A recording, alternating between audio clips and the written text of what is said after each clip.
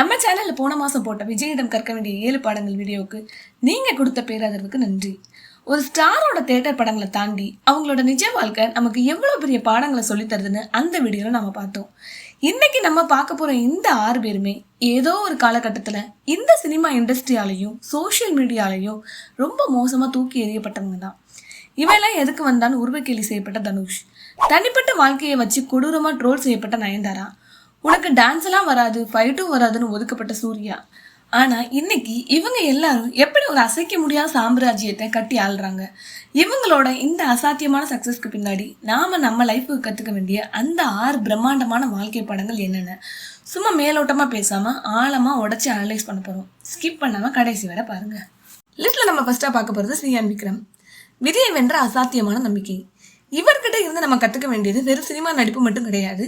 உன் உடம்பே உன்னை கைவிட்டாலும் உன்னுடைய உழைப்பு உன்னை கைவிடாதுங்கிற மரண மாஸ் பாடம். இன்னைக்கு விக்ரம் படத்துல ஓடி ஓடி ஃபைட் பண்றாரு, டான்ஸ் ஆடுறாரு. ஆனா காலேஜ் படிக்கிறப்ப இவருக்கு நடந்த ஒரு கொடூரமான பைக் விபத்துல இவரோட ஒரு கால் மொத்தமா அடிபட்டிருக்கு. இனிமே இவரால் நடக்கவே முடியாது, காலை எடுக்கணும்னு டாக்டர் சொன்னாங்க. ஆனா விக்ரம் முடங்கி போகல.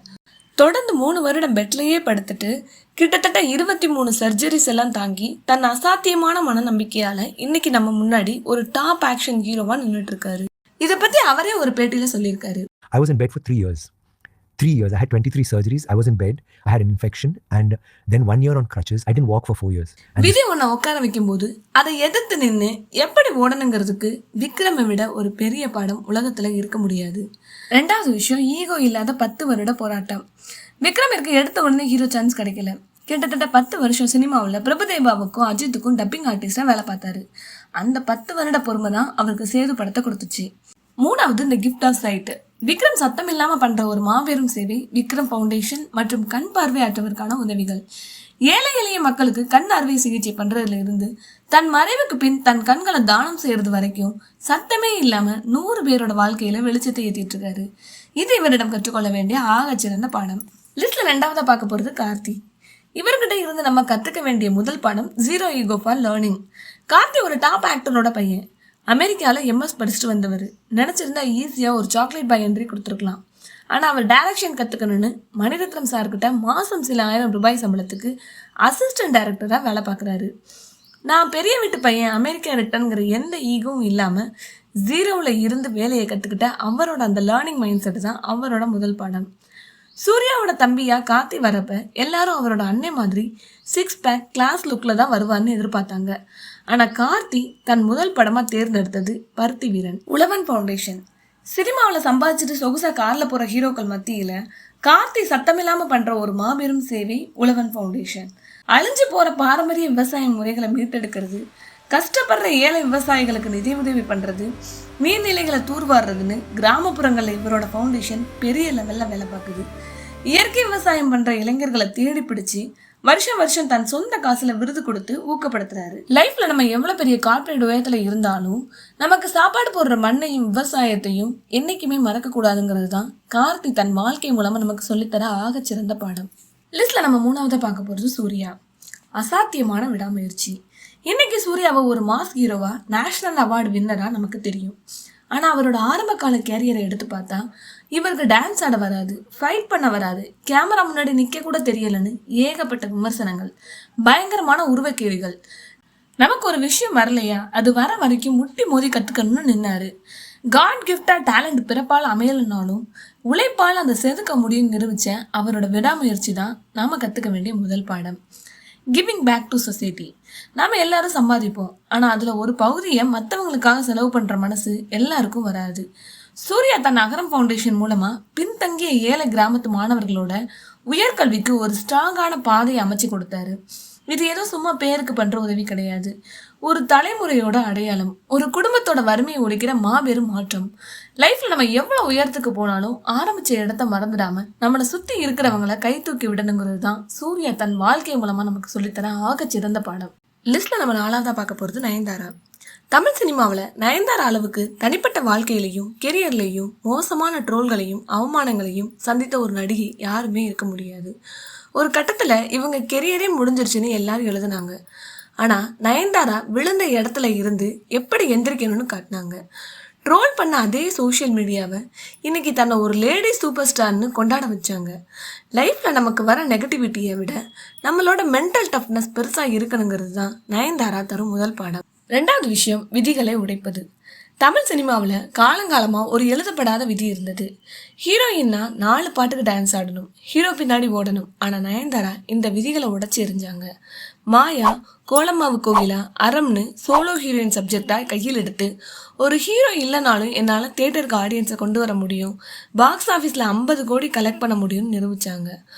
உலகம் முன்ன ஒரு சின்ன வட்டத்துக்குள்ளே அடைக்க பார்க்கும்போது அந்த வட்டத்தையே உடைச்சிட்டு வெளியே வர்றது தான் உண்மையான மாஸ். நயன்தாரானா நமக்கு ஆக்டிங் அப்புறம் ரவுடி பிக்சர்ஸ் மட்டும் தான் தெரியும். ஆனால் அவங்க சத்தமே இல்லாமல் ஒரு தோல் மருத்துவர் கூட பார்ட்னர்ஷிப் வச்சு த லிப் பாம் கம்பெனிங்கிற பிராண்டை ஆரம்பித்தாங்க.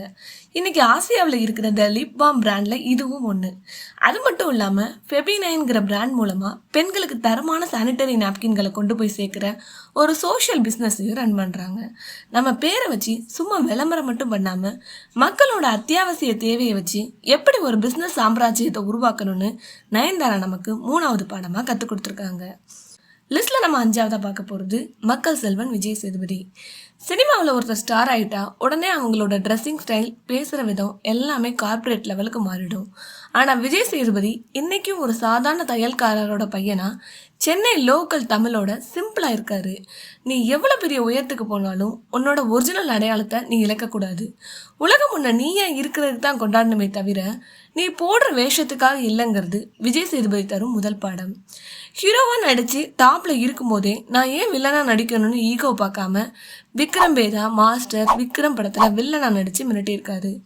நடுவில் படங்கள் சரியாக போகாதப்ப தன் மார்க்கெட்டை தக்க வச்சுக்க தெலுங்கு, ஹிந்தின்னு மற்ற இண்டஸ்ட்ரிக்கும் போய் நடித்தார். கெரியர் முடிஞ்சிருச்சுன்னு பேசுகிறவங்க வாயை அடைக்கிற மாதிரி அவரோட 50வது படமான மகாராஜா சும்மா 100 கோடிக்கு மேலே கலெக்ட் பண்ணி உலக லெவல் கிட்டாச்சு. லைஃப்பில் பிஸ்னஸ் டல்லாக போகும்போது ஈகோ பார்க்காம எல்லா பாதையையும் பயன்படுத்தணுங்கிறதுக்கு இவரே ஒரு மாஸ்டர் கிளாஸ் எக்ஸாம்பிள். வாழ்வாதாரத்தை உருவாக்குதல். மற்ற ஸ்டார்ஸ் கஷ்டப்படுறவங்களுக்கு எல்லாம் காசோ அரிசியோ கொடுப்பாங்க. ஆனால் விஜய் சேதுபதி சத்தம் இல்லாமல் புதுக்கோட்டையை சேர்ந்த ஒரு சமூக ஆர்வலர் கூட சேர்ந்து ஒரு பெரிய வேலை வாய்ப்பு அமைப்பை ரன் பண்ணுறாரு.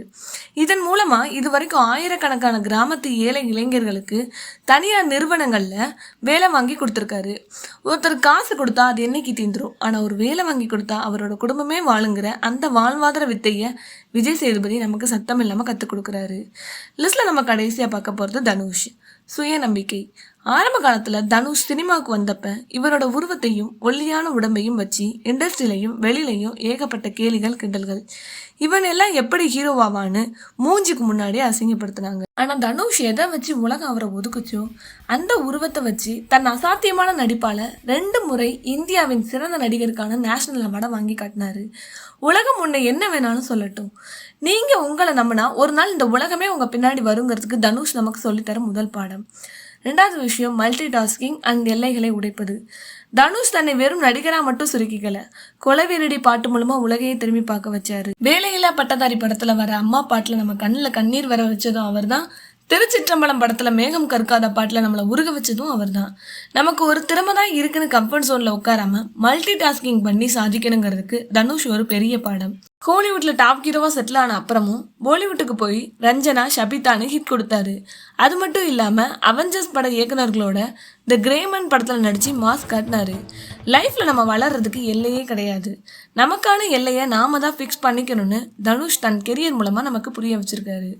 மொத்தத்தில் உலகம் உங்களை எப்படி வேணால் பார்க்கட்டும், உங்களை சுற்றி எவ்வளோ பெரிய நெகட்டிவிட்டி வேணால் இருக்கட்டும், உங்களோட உழைப்பையும் உங்கள் மேலே நீங்கள் வச்சுருக்க நம்பிக்கையும் மட்டும் என்றைக்குமே கைவிட்டுடாதீங்க. கீழே விழுறது தப்பு இல்லை, ஆனால் விழுந்த அதே இடத்துல இருந்து எப்படி விஸ்வரூபம் எடுத்து எந்திரிக்கணுங்கிறதுக்கு இந்த 6 பேருமே நம்ம கண் முன்னாடி இருக்கிற ஆகச்சிறந்த உதாரணங்கள்.